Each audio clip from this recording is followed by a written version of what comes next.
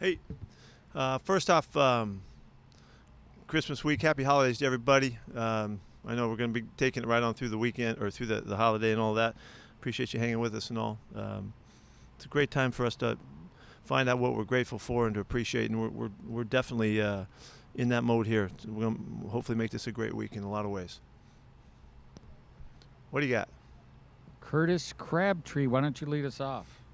Sure, Pete. Just right off the top here, what's your understanding on what happened with Josh and how it affects you guys moving forward? What's next for him, and how disappointed are you that it's back here again? Well, we're not able to comment about any of it really, other than to say that he's still in the coming in, working out with our trainers and getting his work done conditioning wise. We'll revisit it again next week. Certainly disappointed not to have him for his sake and for a lot of things, but we'll stay with it and we'll see what happens next week. Jen Mueller. So 2 questions. So is it your understanding that it's now kind of a week by week it gets evaluated, or do you have any other guidance from the NFL on that? I don't know any of that. I really don't have any information. Sorry.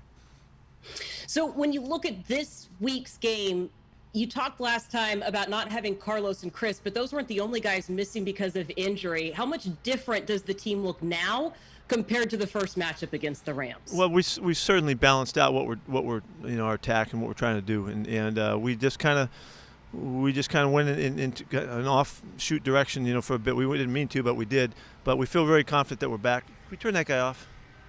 Really, sorry.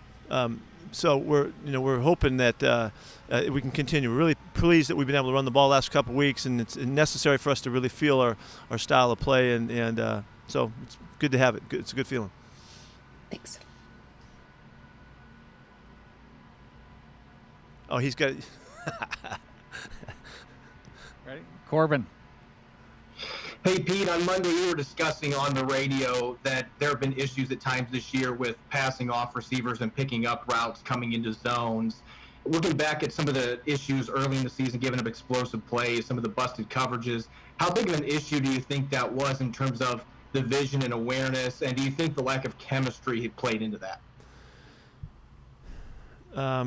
Let me just say that we just weren't hitting it right. We weren't on it like we needed to be, and there just was not enough of the substance that we needed to have everybody connected and communicating really well and confident in what was going on. And so we were just a step off of things, and remember that you guys got to look back and remember that all of those yards that were on the board, were so much of them were after the fact, fourth quarter catch-up mode, which we're not pleased about or happy with at all. But there was thousands, it seemed like, of yards that would happen in that mode, and that's the mode we played poorly in, and so we just had to clean things up and get sharper. But it naturally coalesced, with just the time together and also the time necessary. New players, they needed to learn our system, they needed to understand it, they needed to play together with guys, all of that, and honestly, I never felt like it wasn't going to happen and we weren't going to turn it around. It was just really impatient and frustrated by it. But since the turn of the second half here, we've been a different team on defense, and it feels like we're going in the right direction. And so whatever happened before is long gone for us now. John Boyle. Yeah, Pete, you said Monday this is as good defense as you'll face. What in particular, I know they changed coordinators, what are they doing this year that makes them they have a different package of defense entirely, and it's a different style with some of the obvious features, are similar, and that, Aaron Donald's still playing on the guard, and he's rushing as much as he can, and they're trying to feature putting him in the right spots and moving him around. They do all of that in great fashion, but it's just a different formula of defense and a different concept, coverage-wise and front-wise, and they look really good. Everybody fits the format of what they need them to do. I really think Leonard Floyd has been a real great addition for them in his style of play. So they have a really good active group, run real well, and it starts up front, and they've got a great great place to build from. Brady Henderson. Hey, how is Josh doing with the latest news and everything? How is he handling it? Very frustrated that he's not out here. Yeah, frustrated by it. And then injury-wise, what's the plan this week for Carlos Dunlap and Brandon Shell? Both those guys are going to Carlos is practicing. He starts the week in full mode. We're going to monitor Brandon until later in the week, with the hopes that he can get back out on the field by Friday and show us some stuff and see if he can compete to play. We're really pleased with what Cedric did at right tackle, so we feel fortunate that he had a nice game going into this one. But we'll see what happens with Brandon. Thanks. Joe Fan. Pete, is there anything you can tell us about just kind of where Josh is at? Is it remorse? Is it surprise? No. Is it confusion? I'm sorry, guys. I'm not supposed to even comment about it. We're not supposed to talk about it. And so I'm just got to leave it at that. I'm sorry. But you guys will keep him on the roster? Yes. And then any update on Philip Dorsett and his foot? I just saw Philip in the weight room before the walkthrough today, and he's moving around pretty well. So he's out of the boot and trying to make the transition now. So I don't know how long it takes from this point, but he's made strides forward, and that he's at least to that that portion of his workout now. Greg Bell. Hi, Pete. There's a national report that there was a setback of substance abuse for Josh Gordon. Can you at least delineate whether it's an administrative part of the reinstatement? He can't comment. He can't No, comment. Sorry. Can't comment on the stuff. Sorry. The fact that he's staying on the roster is the same. It's status quo as Sunday and Saturday and Friday. It's back to that. Yes. Thank you. I guess I did comment. Anything else, Greg? It's a nice Christmas hat, by the way. Thank you. Out with the family. Appreciate it. No, Okay. thank you, sir. Jackie Montgomery. Hey, Coach, a couple questions. First, the offensive line, they haven't allowed a sack in the last 2 weeks. What has been working so well for them recently? Well, I think it's just the combination of guys feeling good about what's going on, rhythm of the game, passing game, play calling, execution. I mean, it's just we've just taken a step forward that was necessary here to finish off this season. We got to keep it going. We got to keep it going and keep Russ clean and let him have the freedom to do the things he can do. And really pleased that that he hasn't been hit knocked down in the last couple of weeks. That's something that's good for us. It's something that hasn't happened a lot, and we're going to see if we can keep it going. And then secondly, this is off the field, kind of random, but Quandre Diggs, he recently has been donating holiday shopping sprees to families here in Seattle. For the fact that he's only been here for a short period of time, can you just speak to his character off the field and why he feels to give back to a community that's kind of adopted him? Yeah, Jackie, he's a great kid. He has a charisma and a kind of a magnetism about him that really attracts people to him. He's a natural leader, and it goes along with his attitude and personality and all that, but he's also such a tough guy too. The guys respect the heck out of him. I know he's done a lot of stuff in the community and continues to work to do what he can to do his part. He is doing so in kind of reminiscent of guys that have been here in the past. They've really had an open heart to reach out and help where they can. Yeah, everybody loves him. Matter of fact, I should say too, I didn't mention about the Pro Bowl guys, but for the first-time Pro Bowl guys, and what a great deal. I know Quandre's really proud of that. And Tyler and DK and Tyler Ott, and the guys that get their first shot at it. Nick Ballore also, just. It's a wonderful deal. But anyway, back to Quandre. He's been a great kid in the program, and he never hasn't been. Like I said, he was a captain for the Lions, and I can see why that was the case. Thank you. Art Teal. Pete, when you were coaching in San Francisco in 95, 96, did you interact much with John Mcveigh? And if so, what were some of your takeaways about him? Your time with him. Yeah, John was there at the time and was still the kind of the guru, kind of the wizard back in the day. Had come off all of his years with the long-standing Niners tradition and stuff, and he had all of the background and the history and the kind of the lore to it. Matter of fact, I did spend time with John and hung out with him some just to get to know him, and he was a really, really big, significant part of all of that success they had then. And is there anything in Sean McVay's offense that reflects the West Coast principles of the Walsh era? Well, they reflect more the Mike Shanahan transition from that. Mike came out of the Niner system and did a bunch of stuff at Denver and then at Washington, and it's more connected to that that transition that Mike had made. The running game for sure, the splits and the formations and the things that they do, the quarterback movement, pass game that they do. That was all really. It came out of West Coast, but really it was Mike Shanahan's kind of origin. I thought, he changed the thing. The zone running was not part of the 49er offense in the West Coast stuff. Everybody loses all of that, but there's this is really much more like Mike's work. Thanks. Bob Condotta. Hey, is there anything new on Darrell Taylor at all?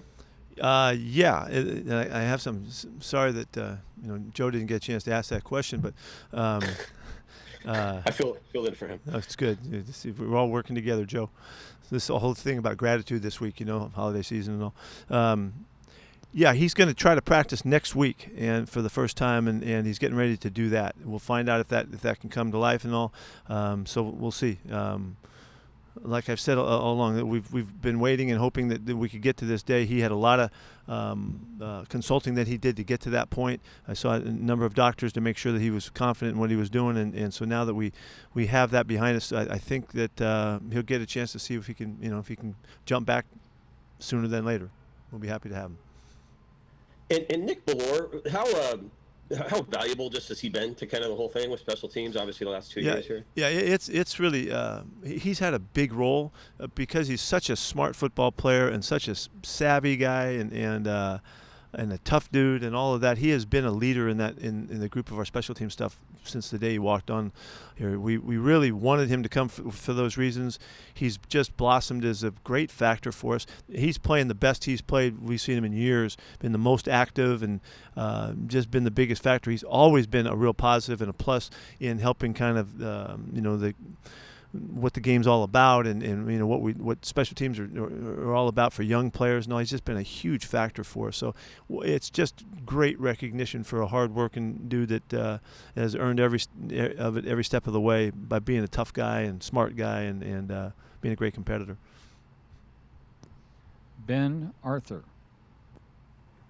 Hey, Pete, sorry if I missed this, but is Greg Olsen still on track, still going to practice this week and on track for Sunday? No, Ben, you're the only guy that figured that out. It's a good question there. Yeah, Greg's coming back. He's going to practice this afternoon. He had a really solid week last week. He looked very good. It was really close enough that he had a chance to play last week. We thought it would just be it was such a shock that he was so good so soon that we just didn't want to press our luck on it. So he's back in action this week, and we're really happy to get him back out there. Now, he has to make it through the week, and all that, like as always. But he's going full go today. Thanks.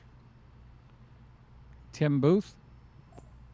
Pete, you've talked a lot about DJ Reed's performance and just how he with you guys. Was he even on your radar? Did you know anything much about him, or was this John kind of presenting him? No, I had just seen him flash. I knew of him, yeah, but I had not studied him much. And this was really. This, like I've said, this is to John's credit in the scouting department of finding a guy that could fit in and do something and really they had great vision to see how he could fit in, and I'm really excited about the way he's playing. And then with Trey and Quentin, what's their plan for this week? Quentin is gonna stay on IR. He's gonna get his knee fixed. It just couldn't make the turn. He tried really hard last couple of weeks, and he just can't get over the hump on it, and so he's gonna get that taken care of. Eventually, soon, I think. Trey's coming back to practice today. He'll be a little bit limited just numbers-wise, but he's coming back to play. So I'm really excited that he has the chance to return to us. Is that a season-ending surgery for Quentin? Yes. Larry Stone. Yeah, hey Pete. Russell in the last game against the Rams really struggled by his own admission. How much of that was attributable to just an off game, and how much was something that the Rams were doing? And what do you think of his performance since that game? I don't think we were a little bit off then. And that's what the whole thing about our balance and all that. We just didn't feel the same, and it felt like we played uncharacteristically. Russ made one play in the game that when he threw the ball across the field trying to hit Dis, I think, up the sidelines. That was it was trying hard, to try to make something happen. And I think that kind of stood for what it felt like. Me as a coach, him as a player, our team. I just felt like we weren't quite right. So we'll see. We get to go ahead. Fortunately, we get to play these guys again, and we'll see how we do this time around. All of that's ever happened is gone. That's already behind us and lost and all that in our minds. We just move on to take the next step, and hopefully we'll take a good step this week. Curtis Crabtree. Yeah, Pete, we saw Brian Monet is coming back to practice for you. Where's he kind of at? The plan for him moving forward in the year he was having for you before you got hurt? I think he was playing really good, but by far the best ball he had played with us. Active, really, he was really a factor of just chasing the ball around. He's 350 pounds, but he runs like crazy with that big body. He looked really good in the walkthrough today. That's all I've seen of him, other than what we're seeing through the training work. He's got to practice this week and have a good go at it, but he's got a chance, and he is totally tuned in to playing. So he's going to go for it during the course of the week, and by the weekend we'll have much more information. I don't have enough yet to know. A.J. McCord. Hey, Coach, a few big picture sort of questions for you. I know you treat every game the same, 1-0 mentality every week, but knowing that a division title is on the line, have you guys address that at all, or is it just same preparation week in, week out? This week is what all of that's all about. It's to get to this point, being a championship opportunity, continuing to pose each game that we play as a championship opportunity. So we're practicing that mentality so that when we get here, we do exactly that again. And so hopefully, all of the lessons stick, and we carry on. We're going to take it as we do. It's an opportunity for a great day today, and then just one day at a time, put the prep together and go through a football game out here as we're closing out. We have finished well in our seasons, and we've finished with a lot of good wins at the end of the year, and this is another opportunity to demonstrate that we get it and we know what we're doing, and philosophically we're tight and connected, and that we can go out and perform like we're capable against a really great football team. So nothing changes. And as in the beginning of the season, there was a lot of, you kept encouraging us, hey, this defense isn't what it can be, what I know it can be yet. In the last few weeks, it feels like the offense has been the one to sort of falter, and maybe just a little bit more as running backs come back healthy. How much confidence do you have that this week both sides of the ball can perform to their absolute highest? Well, we didn't get sacked last week, and we had one kind of sloppy turnover that they got by a nice play by them, and that's really good football. Running for 180 yards and 170 the week before. I mean, if we keep doing those things, we take care of the football, run the ball like that, and be able to keep the quarterback clean, we're gonna have success. And the defense has to keep playing. We haven't done anything yet. We got a long ways to go, but we're so much better and so much more connected than we were, that the whole thing can fit together. And I'm not looking at numbers and stats and stuff like that right now. Then can we put together a complementary ball that gives us a chance to win? And so last week I thought it was a beautiful day's work. And I know that we just missed a couple conversions in the fourth quarter that would have changed that game on the third downs. But we need to keep doing this, and if we do that, we're hard to beat. Last question, Mcveigh. Hey, Pete, with it being the holiday season, is there any special message you have to the players in terms of the COVID-19 and staying with what you guys have done so far?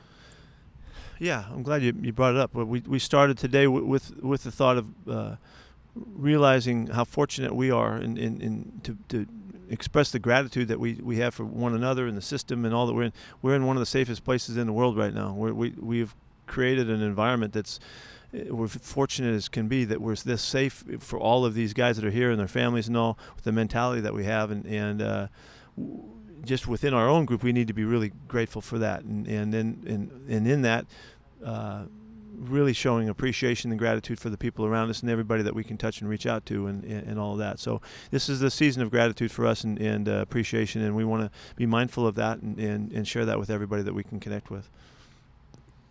Thank you, everyone. See ya.